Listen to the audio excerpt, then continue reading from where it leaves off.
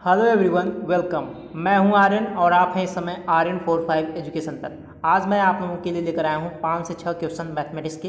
अगर आप लोग पीपीएससी पीआरटी एग्जाम की तैयारी कर रहे हैं तो ये वीडियो आपके लिए काफ़ी ज़्यादा इंपॉर्टेंट होने वाली है। देखिए पहला क्वेश्चन दिया गया है, यदि m संख्याओं का औसत n स्क्वायर है और n संख्याओं का औसत m स्क्वायर है तो m प्लस n संख्याओं का औसत क्या होगा।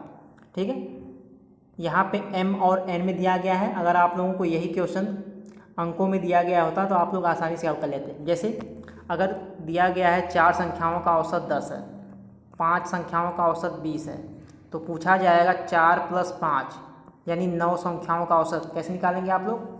4 संख्याओं का औसत 10 है तो 4 संख्याओं का योग 40, 5 संख्याओं का औसत 20 है तो 20 25 100 ये योग हो जाएगा। तो टोटल योग कितना बनेगा 140। ठीक है, आप लोग जानते हैं औसत क्या होता है, पदों का योग 140 बटे पदों की संख्या, कुल पदों की संख्या कितनी है 9। तो इस प्रकार आप लोग टोटल संख्याओं का औसत निकाल लेते हैं। लेकिन यहाँ पे m और n में दिया गया है तो देखिए कैसे हल करेंगे। m संख्याओं का औसत क्या है n स्क्वायर, m संख्याओं का यहाँ पे एवरेज औसत है। ठीक है, तो योग क्या हो जाएगा m गुणे n का स्क्वायर यानी mn स्क्वायर। ठीक है, ये बनेगा आपका योग। दूसरी लाइन में लिखी गई है n संख्याओं का औसत m स्क्वायर है तो यहाँ से योग कितना बनेगा nm स्क्वायर। ठीक है, तो टोटल योग कितना हो गया mn square plus nm square. ठीक है, ये हो गया टोटल योग। पदों का योग तो निकल गया और पदों की संख्या कितनी है m प्लस n है, तो आप लोग m प्लस n संख्याओं का एवरेज निकाल सकते हैं। m प्लस n संख्याओं का औसत कैसे निकालेंगे, पदों का योग कितना आया है m square mn square upon m plus n। ठीक है, ऊपर देखिए दोनों में mn कॉमन है, बचेगा क्या m प्लस n और नीचे भी आपका m प्लस n है, ये कट जाएगा और आपका हो जाएगा एवरेज जो निकल जाएगा mn। ठीक है, तो m प्लस n संख्याओं का औसत क्या है mn। तो ऑप्शन देख लीजिए, आपका ऑप्शन सी सही है mn। ठीक है, फिर से देख लीजिए, दिया गया है m संख्याओं का औसत n स्क्वायर और n संख्याओं का औसत m स्क्वायर। ठीक है, तो पहली लाइन देखिए m संख्याओं का औसत n स्क्वायर है तो योग कितना बनेगा mn स्क्वायर। ठीक है, और दूसरी लाइन में बनेगा योग nm स्क्वायर। पूछा गया है m प्लस n इन संख्याओं का औसत, तो औसत क्या होता है पदों का योग बटे पदों की संख्या। ठीक है, इसी को हल कर लेंगे, आपका आंसर आएगा mn। ठीक है, तो पहला क्वेश्चन तो हो गया। आगे देखिए क्वेश्चन नंबर 2। क्वेश्चन नंबर 2 है, निम्नलिखित में से कौन सा एक विकल्प प्राकृतिक संख्या का वर्ग नहीं हो सकता। निम्नलिखित में से कौन सा एक विकल्प प्राकृतिक संख्या का वर्ग नहीं हो सकता।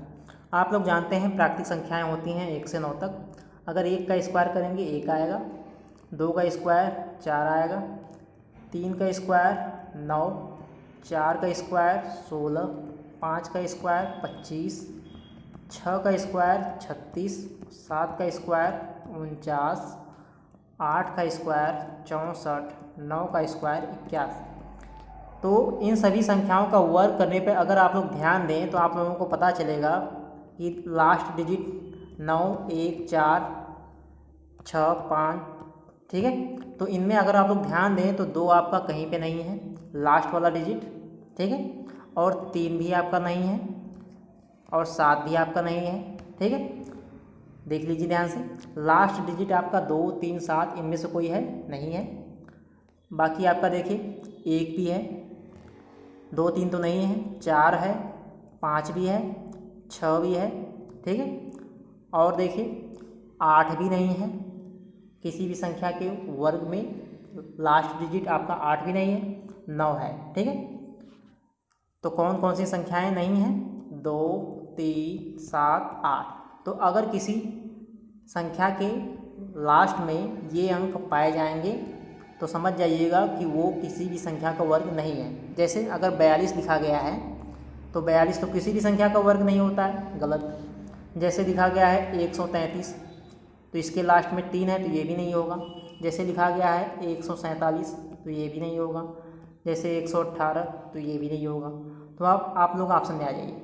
ऑप्शन में देखिए 9 है तो ये तो हो जाएगा, 6 है ये भी हो जाएगा, 1 है ये भी हो जाएगा। तो यहाँ पे देखिए 2 है, ये नहीं होगा।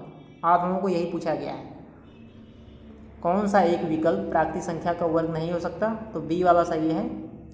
ठीक है, 14, 36, 42, इसके लास्ट में 2 है, इसलिए ये भी किसी भी संख्या का वर्ग नहीं हो सकता।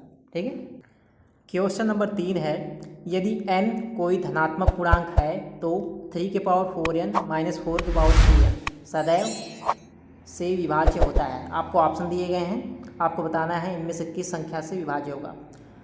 n क्या है, धनात्मक पूर्णांक है, जैसे n का मान क्या है, 1, 2, 3 ये सब रख सकते हैं। -1, -2 ये सब नहीं रखना है, क्योंकि कहा गया है n कोई धनात्मक पूर्णांक है।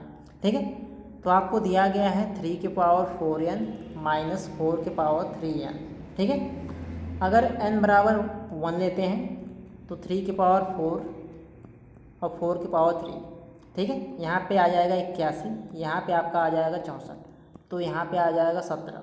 अब ये 17 जो है 17 से विभाज्य है, तो n बराबर 1 रखने पे 17 से विभाज्य आ रहा है। n बराबर 2 रख के चेक कर लीजिए।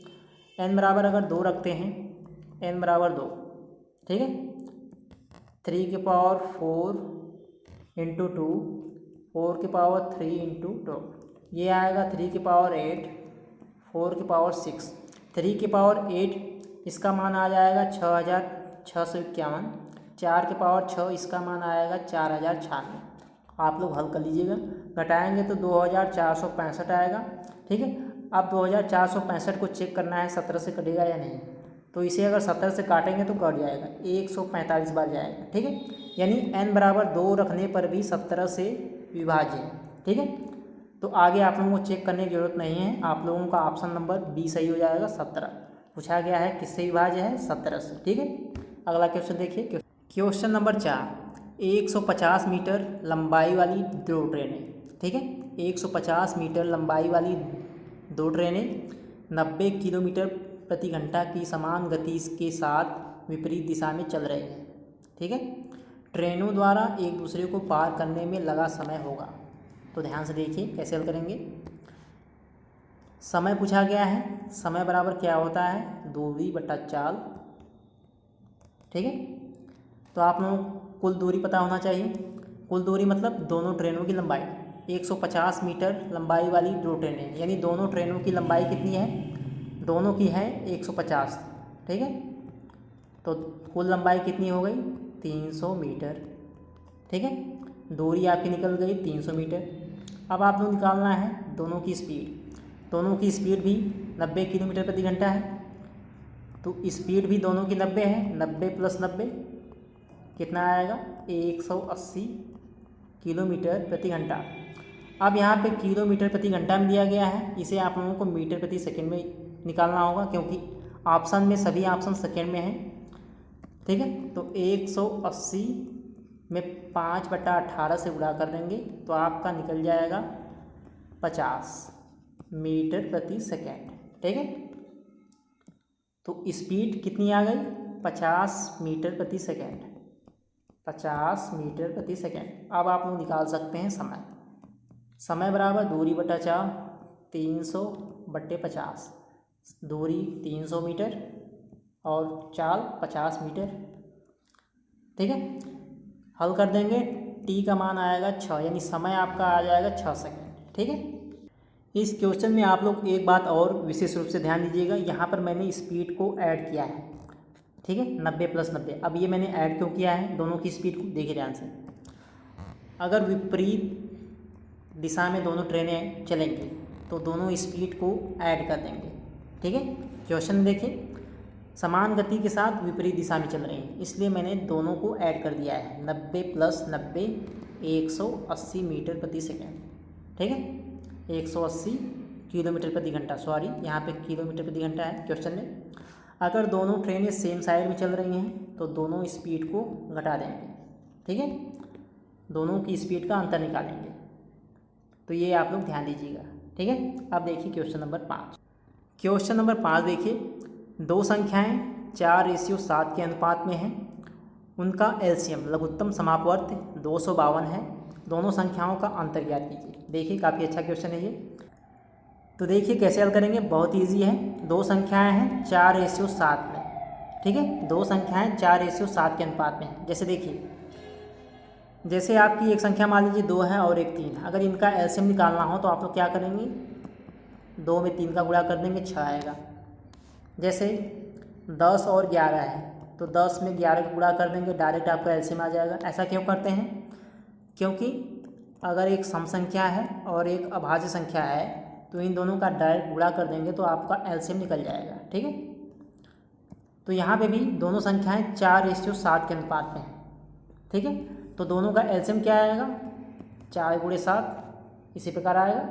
तो 4 × 7 करेंगे और एलसीएम आपका दिया भी गया है 252, एलसीएम आपका दे दिया गया है, यानी 4 × 7 का मान 252 के बराबर है। यानी 4 × 7 = 28, 4 × 7 = 252, तो 28 = 252। यहाँ से काटेंगे, 1 का मान 9 आएगा, ठीक है। 28 से भाग करेंगे, 9 बार जाएगा, आपका 252 कट जाएगा। अब 1 का मान 9 है, आपको निकालना क्या है, 4 का मान, 7 का मान। क्यों निकालना है, क्योंकक्योंकि दोनों संख्याएं 4:7 के अनुपात में हैं। तो 4 का मान क्या होगा, 4 × 9 = 36, ठीक है। 7 का मान 7 × 9 = 7 × 9 = 63। अब आप लोगों को पूछा गया है डिफरेंस, दोनों संख्याओं का अंतर। तो जो बड़ी संख्या है उसमें से छोटी संख्या घटा दीजिए, आपका अंतर निकल जाएगा। तो अंतर क्या आ जाएगा घटाने पे, 27, ठीक है। तो आपका ऑप्शन नंबर सी वाला सही हो जाएगा, 27। फिर से देखिए, दो संख्याएं 4:7 के अनुपात में हैं, ठीक है, और इनका एलसीएम दिया गया है 252। तो जब भी एक सम संख्या होगी और एक विषम संख्या, तो दोनों का गुणा कर देंगे, आपका एलसीएम निकल जाएगा। तो यानी 28 का मान 252 के बराबर है, काट देंगे, 1 का मान 9 के बराबर। 1 का मान 9 के बराबर, तो 4 का मान हो जाएगा 36, 7 का मान हो जाएगा 63। दोनों संख्याओं का अंतर पूछा गया है, 63 - 36 = 27, ठीक है। बहुत ही ईजी क्वेश्चन है, आपका ऑप्शन नंबर सी सही है, 27।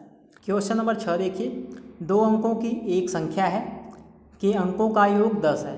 2 अंकों की एक संख्या के अंकों का योग 10 है। यदि संख्या में 18 जोड़ा जाता है तब अंक पलट जाते हैं, संख्या क्या है।